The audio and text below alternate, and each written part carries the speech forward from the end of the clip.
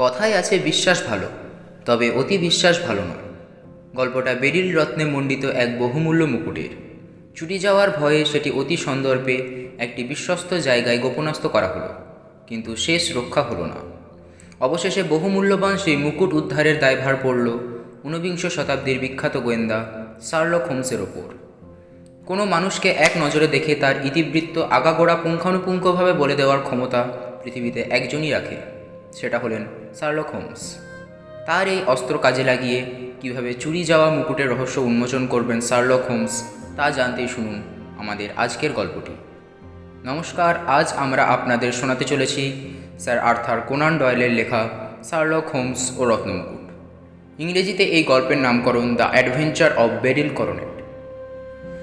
Arthur Conan Doyle ডাক্তারি পাশ করে প্লাইমাউথে সাউথ সিয়ের 1 নম্বর বুশ ভিলাতে বাড়ি ভাড়া নিয়ে ডাক্তারি করার পাশাপাশি শার্লক হোমস লেখায় হাত দেন। 1887 খ্রিস্টাব্দে আর ট্যাঙ্গেলেড স্কিন উপন্যাসের মাধ্যমে শার্লকের জন্ম দেন তিনি, যাতে শার্লকের বয়স লেখা হয় 33 বছর। তখন অবশ্য নামকরণ করেছিলেন সেরিন ফোর্ড হোমস, পরে সেটা পছন্দ না হওয়ায় রাখলেন শার্লক হোমস। একই সাথে উপন্যাসের নামও বদলে দিয়ে করলেন আ স্টাডি ইন স্কারলেট। একসময় ডাক্তারি ছেড়ে দিয়ে পুরোপুরি মনোনিবেশ করলেন লেখালেখিতে।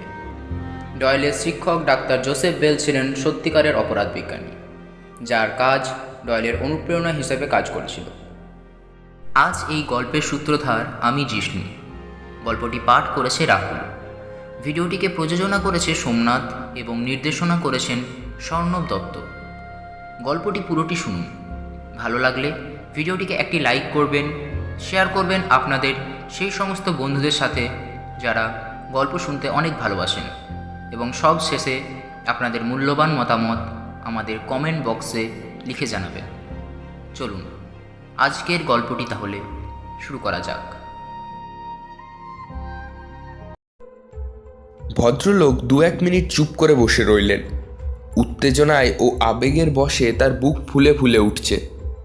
পকেট থেকে একটা রুমাল বার করে কপালটা মুছে হোমস আর ওয়াটসনের দিকে তাকিয়ে বললেন, আপনারা নিশ্চয়ই আমাকে পাগল ভাবছেন, তাই না? হোমস শান্ত স্বরে আগন্তুকের দিকে তাকিয়ে বললেন, না না, আমি বুঝতে পারছি যে আপনি ঘোরতর বিপদে পড়ে আমাদের কাছে এসেছেন। আগন্তুক বলল, ভগবান জানেন কি ঘোরতর বিপদেই না পড়েছি। কি করে যে এখনও আমার মাথার ঠিক আছে তাই ভাবছি। আমার চরিত্র সম্পূর্ণ নিষ্কলঙ্ক, কিন্তু আজ আমার সবার সামনে হেয় হবার দিন এসেছে। এই তো গেল বাইরের কথা, মানসিক যন্ত্রণা আর সহ্য করতে পারছি না আমি।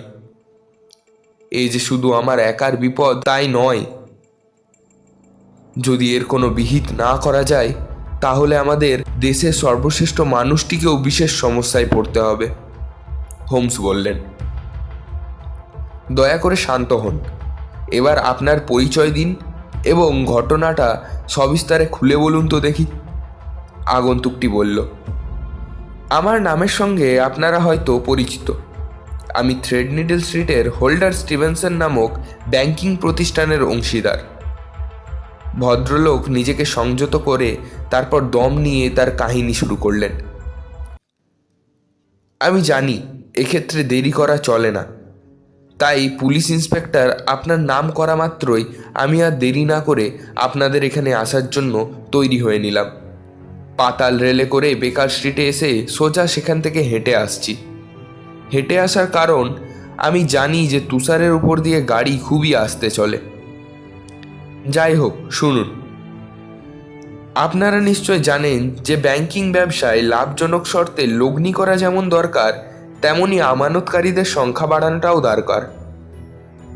টাকা খাটানোর একটা বিশেষ লাভজনক উপায় হলো খুব নিরাপদে জমানত রেখে টাকা ধার দেওয়া।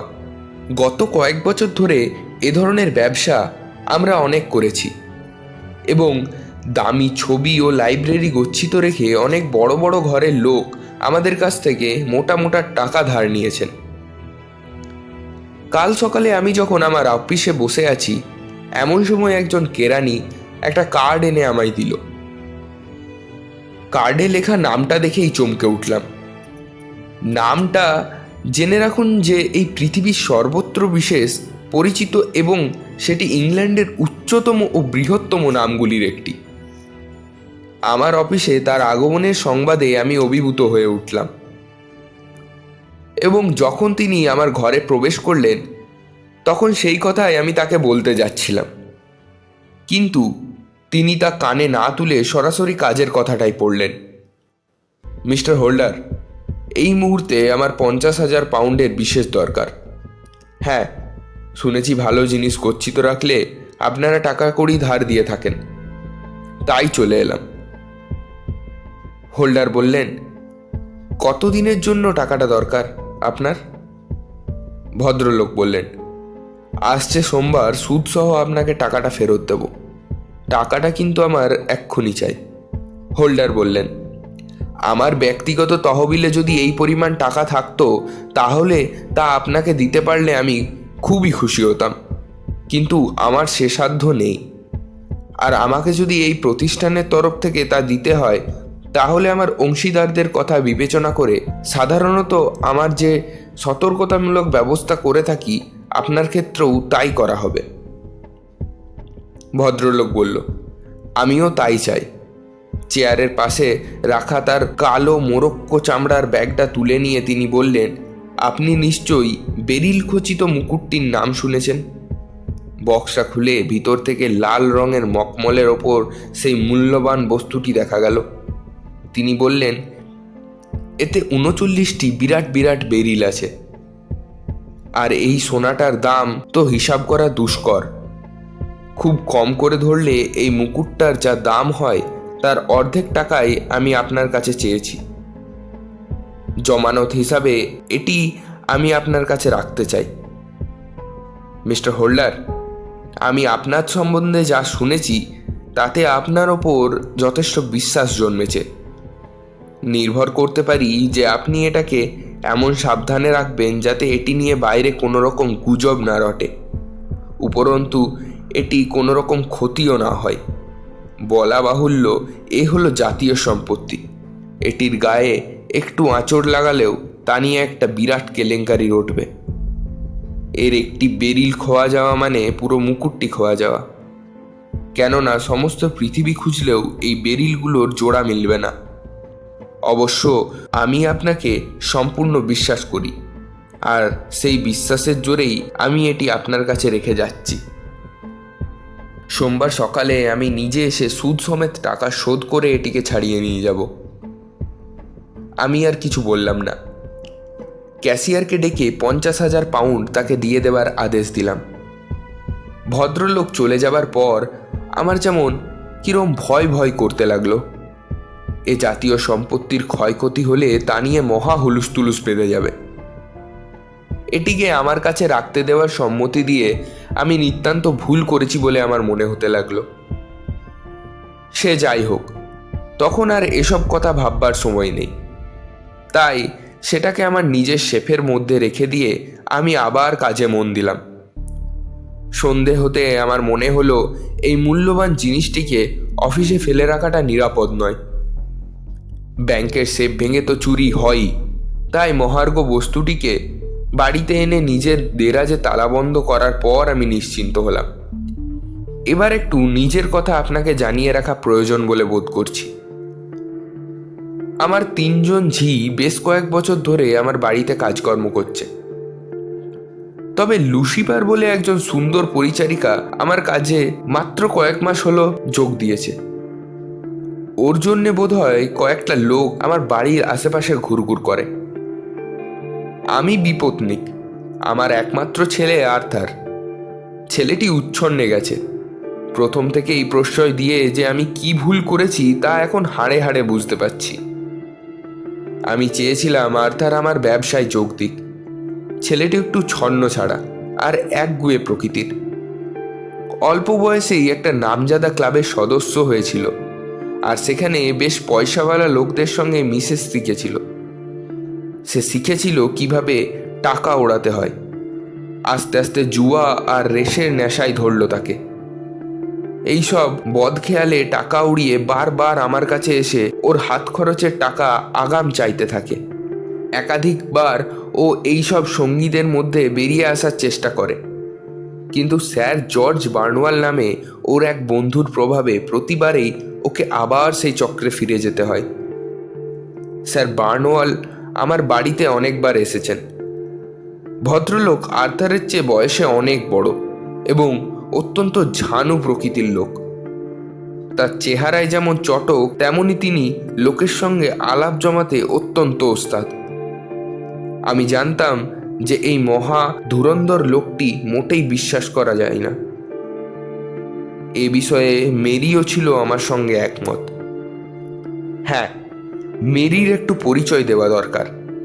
মেরি হলো সম্পর্কে আমার ভাইজি, কিন্তু 5 বছর আগে আমার সে ভাই মারা যাওয়ার পর থেকে আমি তাকে নিজের মেয়ের মতোই মানুষ করে এসেছি।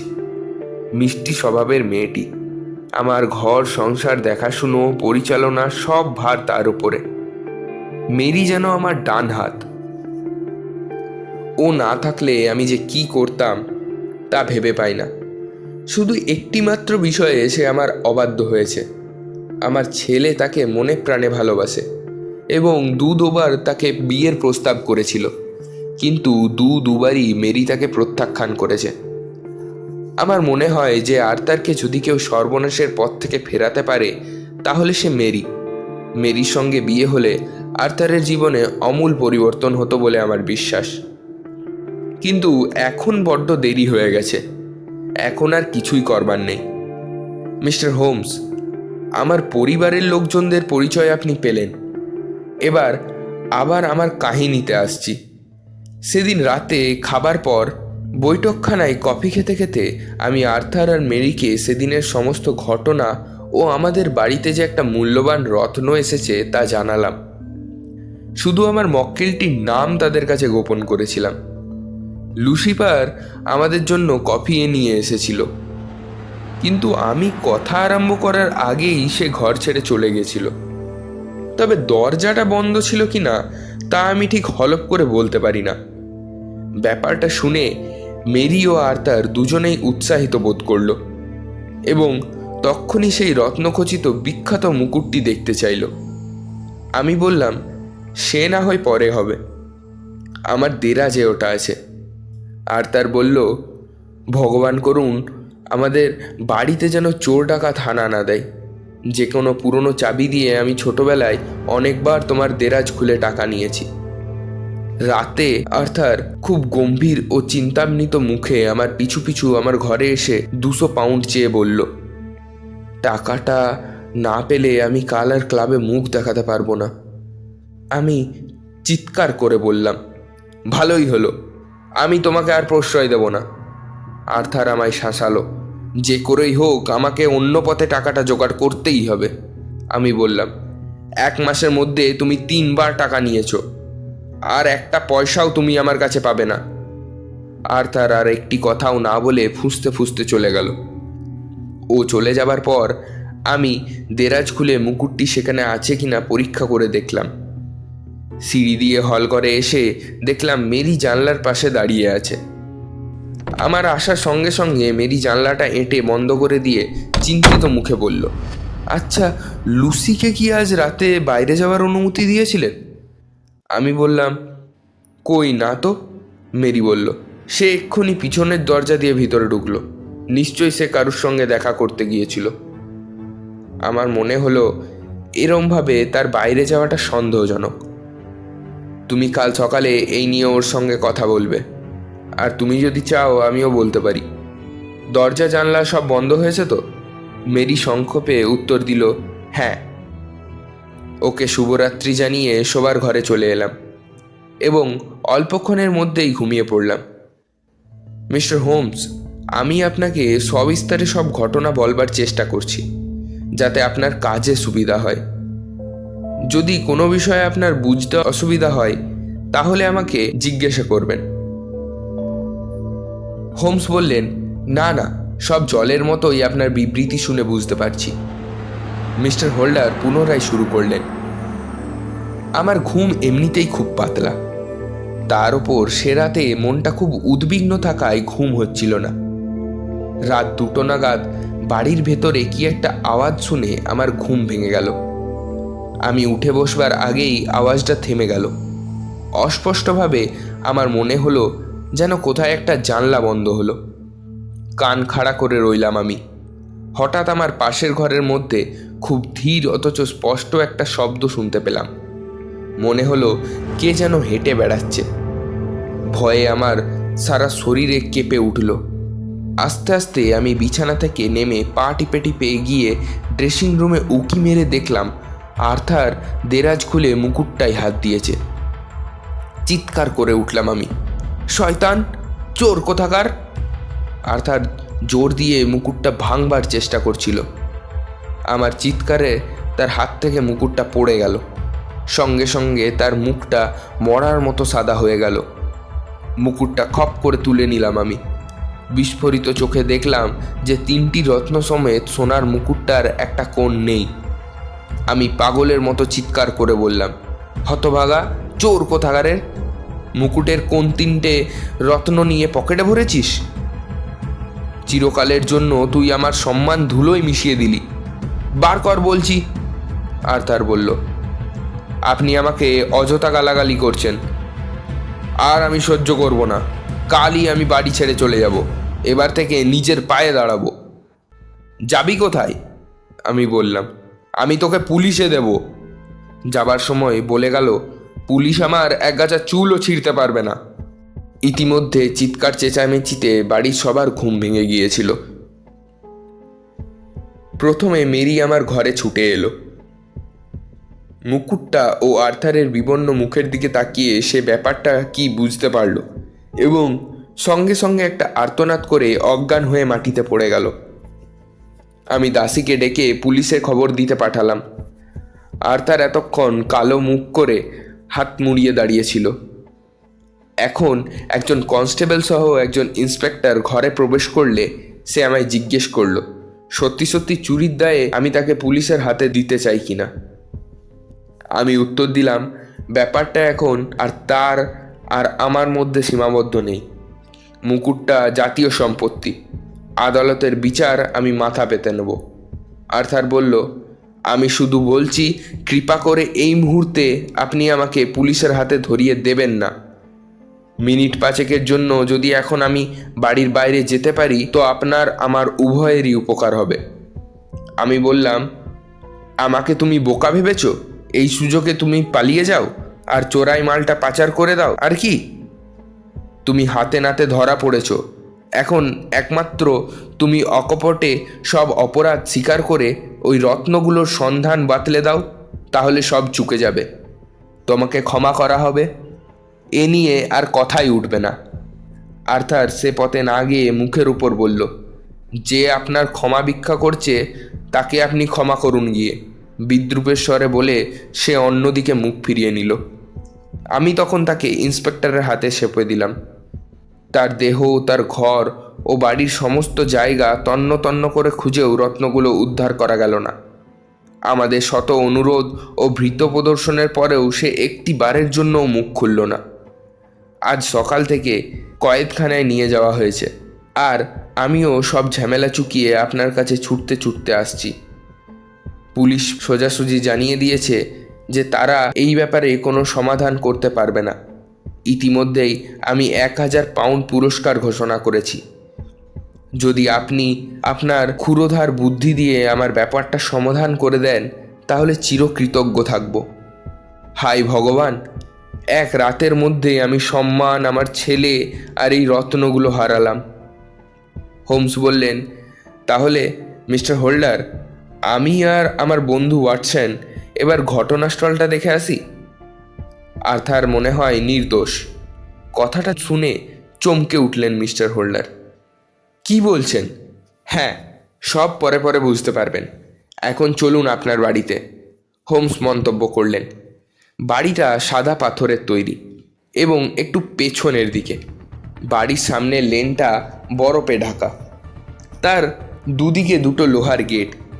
ডান দিকে একটা ঝোপের পাশ দিয়ে একটা গলি ভেতরে চলে গেছে। ফেরিওয়ালারা এই পথ দিয়েই যাওয়া আসা করে। বাঁ দিকে একটা সরু গলি আস্তাবলের দিকে গেছে। সবাইকে দরজার কাছে দাঁড় করিয়ে হোমস আস্তে আস্তে বাড়ির চারপাশটা ঘুরে দেখতে লাগলেন।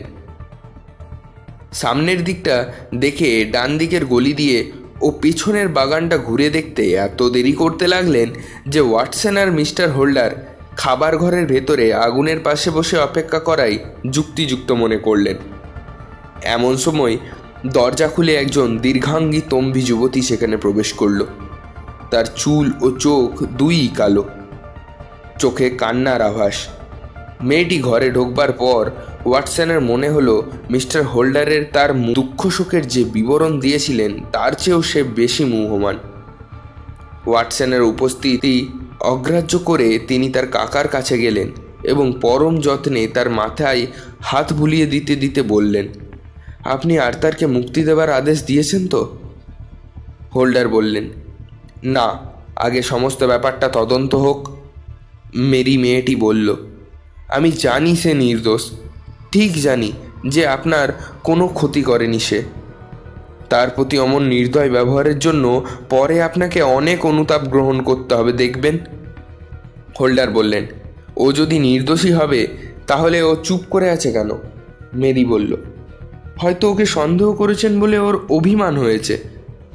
হোল্ডার বললেন, ওকে কি আমি এমনি এমনি সন্দেহ করেছি? মুকুটটা যে আমি নিজের চোখে ওর হাতে দেখেছি। হোমস প্রবেশ করতেই বিষণ্ণ মুখে মেরি তাকে বলল, আপনি প্রমাণ করে দিন আমার ভাই আর তার নির্দোষ।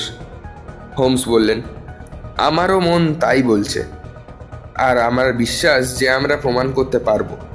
হ্যাঁ, আপনাকে কয়েকটি প্রশ্ন করছি, ঠিক ঠিক জবাব দেবেন। আচ্ছা, কাল রাতে আপনি সুন্দরী পরিচারিকা লুসিফারকে কোথা দিয়ে ফিরতে দেখেন? রান্নাঘরের দরজা দিয়েই কি?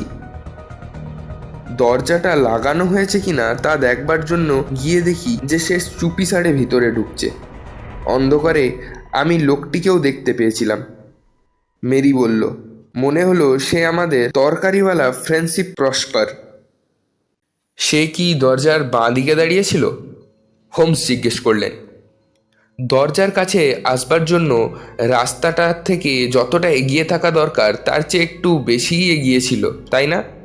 মেরি বলল, হ্যাঁ হ্যাঁ, সে ওভাবেই দাঁড়িয়েছিল।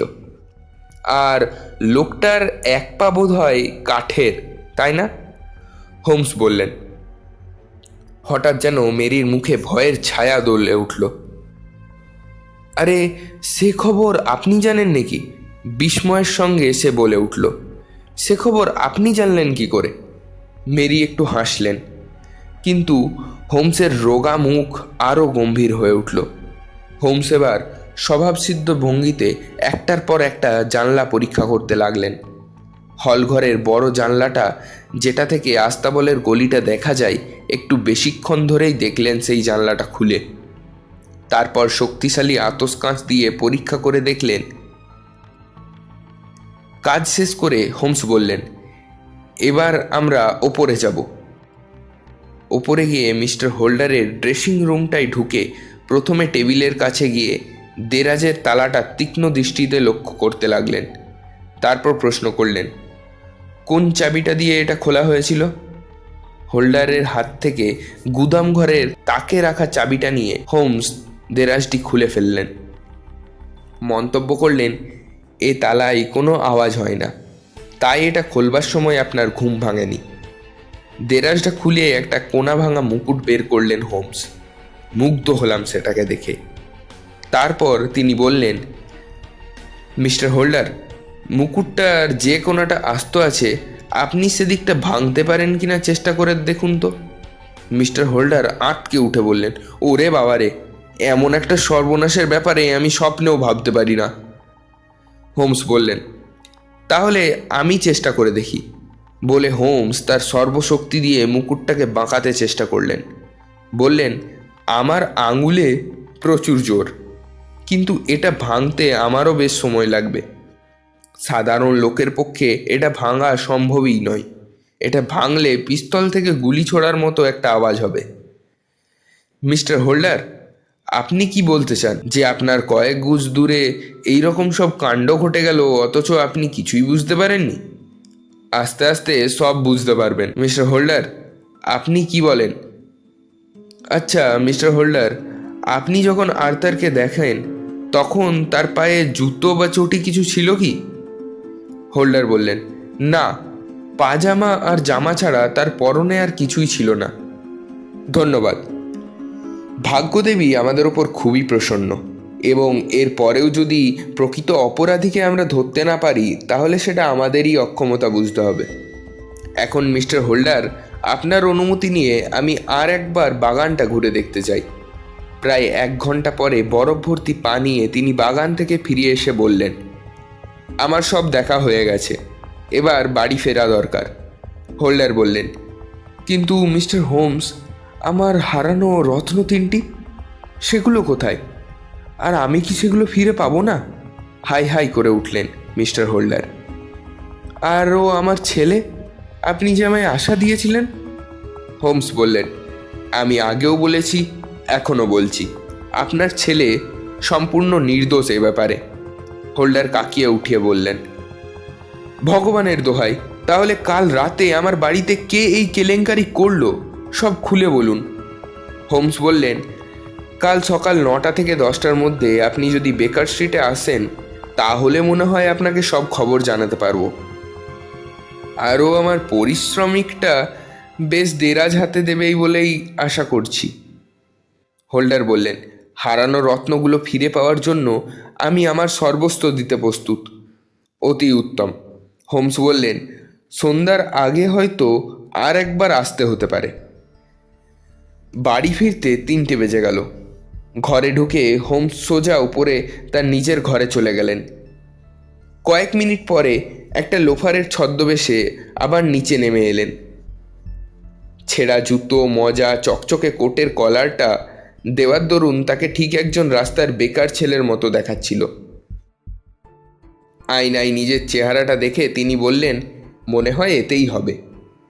তোমাকে সঙ্গে করে নিয়ে যেতে আমার খুবই ইচ্ছা করছে ওয়াটসন, কিন্তু আমার ভয় হচ্ছে শেষ পর্যন্ত তাতে কাজটা পণ্ড না হয়ে যায়।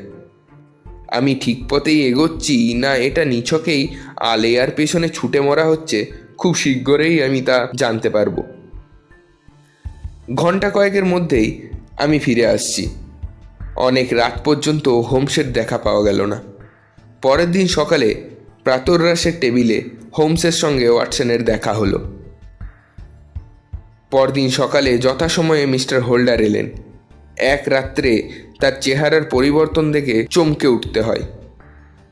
তার অমন চওড়া বিরাট মুখে এক রাত্রে যেন শুকিয়ে এতটুকু হয়ে এসেছে মুখটা। মাথা চুল আরও সাদা হয়ে গেছে। আগের দিন তিনি ছুটতে ছুটতে হাঁপাতে হাঁপাতে এসেছিলেন, কিন্তু আজ যেন কোনো রকমের শরীরটাকে টানতে টানতে ঘরে এসে ঢুকলেন। ওয়াটসন তাড়াতাড়ি একটা চেয়ার তার দিকে এগিয়ে দিলেন। তিনি ধপ করে বসে পড়লেন। তিনি প্রথমেই অতি কষ্টে বললেন, আমার ভাইজি আমাকে ছেড়ে চলে গেছে। যাবার সময় একটা চিঠি লিখে রেখে গেছে। চিঠিতে লেখা আছে, প্রিয় কাকা, আমার মনে হয় এই দুর্ঘটনার জন্য দায়ী আমি আপনার কথা মতো কাজ করলে বোধহয় এই কেলেঙ্কারিটা ঘটতো না। এই অবস্থায় আমার পক্ষে আর আপনার বাড়িতে থাকা চলে না। আমার জন্য চিন্তা করে কষ্ট পাবার কোনো দরকার নেই, কেননা আমার একটা ব্যবস্থা হয়েছে। আর আমার খোঁজ খবরেরও চেষ্টা করবেন না, সেটা হবে পশুশ্রম, আর তাতে করে অনিষ্ট হবার সম্ভাবনাও আছে। হ্যাঁ, এই প্রসঙ্গে একটা কথা বলি মিস্টার হোমস। কাল রাত্রে খুব দুঃখের সঙ্গে আমি মেরিকে বলেছিলাম যে আমার কথা মতো সে যদি আর্থারকে বিয়ে করতো তাহলে এই কথাটা ঘটতো না। এখন বুঝতে পারছি এ কথা আমার বলা উচিত হয়নি। এই চিঠিটা পড়ে আপনার কি মনে হয় মিস্টার হোমস? মেরি কি আত্মহত্যা করতে পারে? হোমস বললেন, না না, সেরকম কিছু হবে না। আমার মনে হয় এ বেশ ভালোই হয়েছে, এবং আমার ধারণা অবিলম্বেই আপনার দুঃখ কষ্টের অবসান হবে। হোল্ডার তখন প্রসঙ্গটা পাল্টে বললেন, রত্নগুলোর খোঁজ পেয়েছেন? হোমস বললেন, প্রতিটি রত্নের জন্য 1000 পাউন্ড করে দিতে আপনি নিশ্চয়ই রাজি আছেন? মিস্টার হোল্ডার বললেন, আমি 10,000 দেব। হোমস বললেন, না না, তার দরকার নেই, পুরো 3000 দিলেই হবে।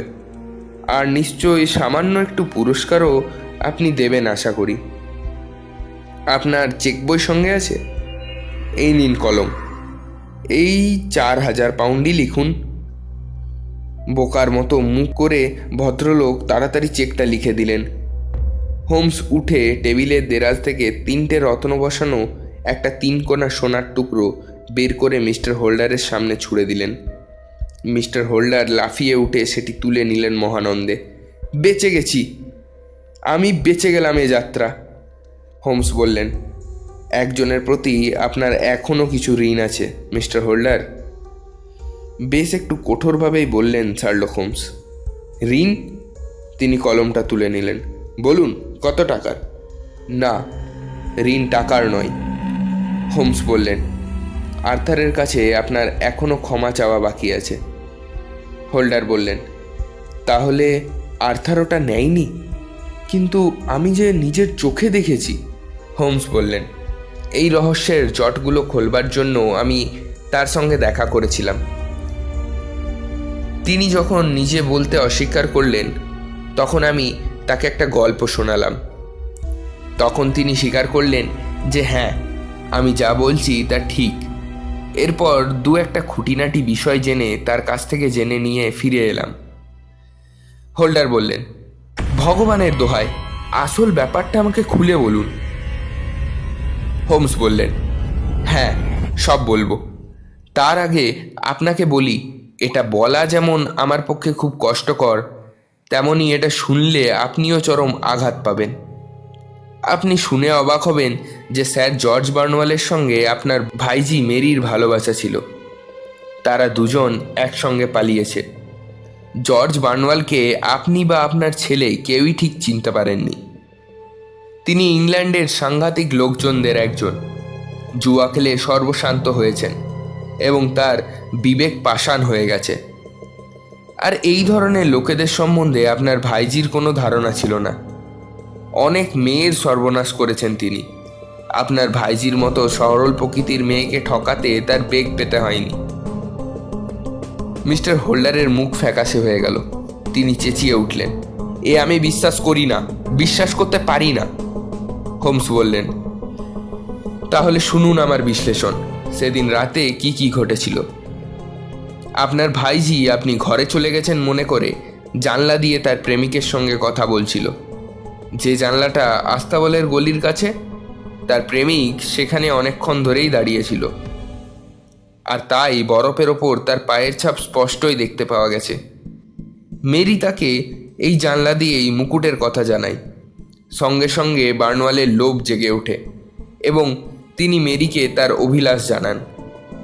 এই সব কথাবার্তা যখন তাদের মধ্যে হচ্ছিল, ঠিক তখন আপনি সেই ঘরে নেমে আসেন, জানলা দরজা সব বন্ধ আছে কিনা দেখতে। আপনাকে দেখে মেরি সঙ্গে সঙ্গে জানলা বন্ধ করে দিয়ে আপনাকে সুন্দরী লুসিফারের বাইরে যাওয়ার গল্প বলেন। আর আপনার ছেলে আর্থার আপনার সঙ্গে দেখা করবার পর শুতে যায়। কিন্তু ক্লাবে দেনা থাকার দরুন তার ঘুম হচ্ছিল না। মাঝরাতে হঠাৎকার পায়ের শব্দ শুনে সে উঠে বসে এবং দরজা খুলে অবাক হয়ে দেখে যে তার বোন শতপর্ণে তার ঘরের সামনে দিয়ে হেঁটে গিয়ে আপনার ড্রেসিং রুমের মধ্যে ঢুকে গেল। আর তার কৌতূহলী হয়ে একটা জামা গায়ে দিয়ে অন্ধকারে গা ঢাকা দিয়ে দাঁড়িয়ে রইল। একটু পরেই মেরি ঘর থেকে বেরিয়ে যেতে বারান্দার আলোয় আপনার ছেলে দেখল তার হাতে রয়েছে সেই মুকুটটা।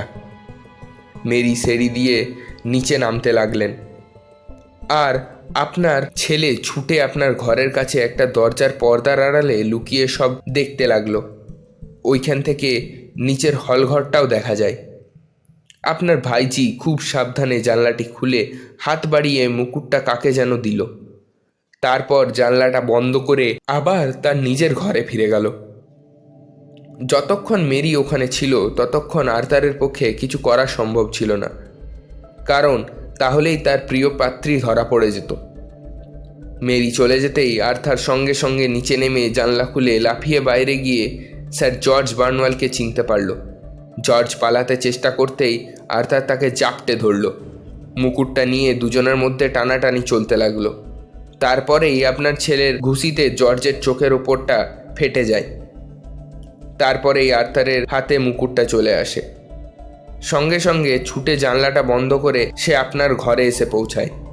পৌঁছে যখন দোমড়ানো মুকুটটা সোজা করবার চেষ্টা করছিল, আর ঠিক সেই সময়েই আপনার ঘুম ভেঙে যায়।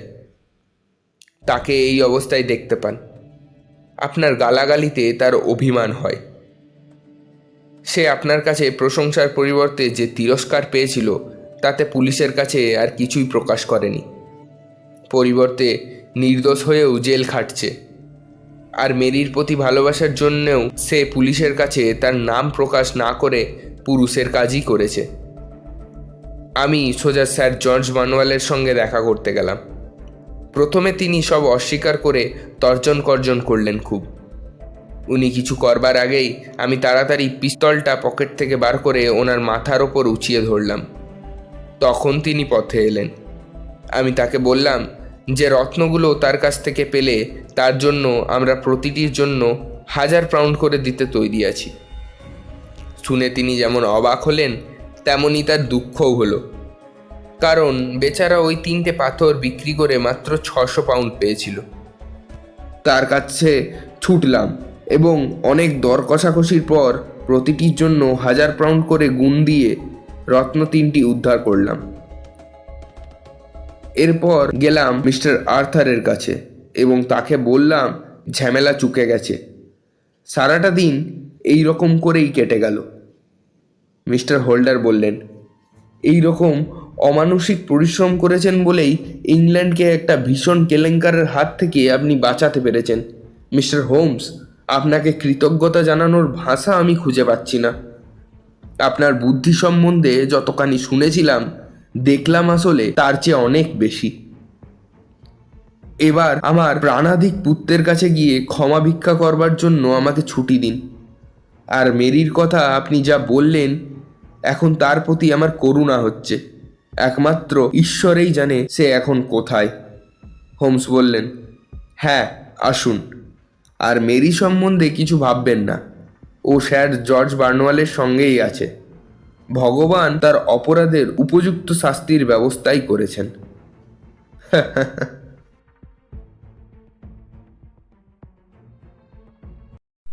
এই ছিল আমাদের আজকের গল্প। গল্পটি ভালো করে শুনে থাকলে কমেন্টসে বলুন তো দেখি মুকুটটিতে কটি রত্ন খচিত ছিল। আর গল্পটি ভালো লাগলে ভিডিওটিকে একটি লাইক, কমেন্টস ও শেয়ার করবেন। শার্লক হোমসের এরকম আরও অন্যান্য গল্পগুলি শুনতে চ্যানেলটিকে সাবস্ক্রাইব করে পাশে থাকা বেল আইকনটি টিপে অল নোটিফিকেশন অন করতে একদম ভুলবেন না। আজ এই পর্যন্তই। দেখা হচ্ছে আবার অন্য এক ভিডিওতে নতুন এক গল্পের সাথে। ধন্যবাদ।